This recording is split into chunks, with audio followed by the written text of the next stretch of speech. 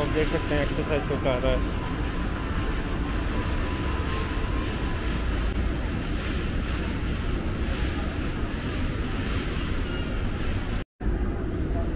ये कौन एक्सरसाइज कर रहा है छुप के? यहाँ पे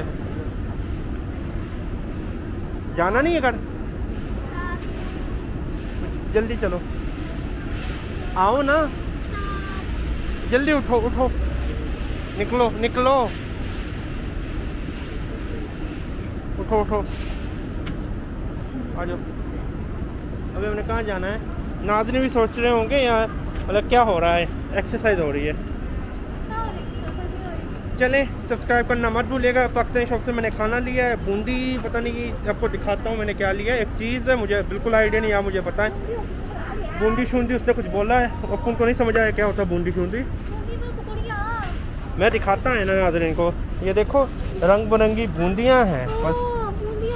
ये मैंने ली है 20 की, 400 रुपये की सूजी ली है, 20 की 400 नहीं 45 का ये घी लिया है, छोटा डब्बा सबसे पाकिस्तानी 900 रुपये।